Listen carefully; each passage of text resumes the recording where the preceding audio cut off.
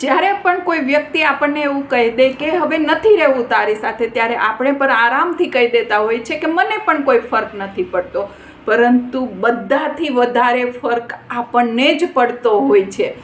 કેમ કે એ વ્યક્તિ સાથે વિતાવેલી ક્ષણ, એ વ્યક્તિ સાથે વિતાવેલો સમય, જગ્યા કે પછી એમનું નામ પણ કોઈ જો લઈ લે ને તો તરત જ આપણી આંખની અંદરથી આંસુ વહેવા લાગે છે. ક્યારેક તો આપણું દિલ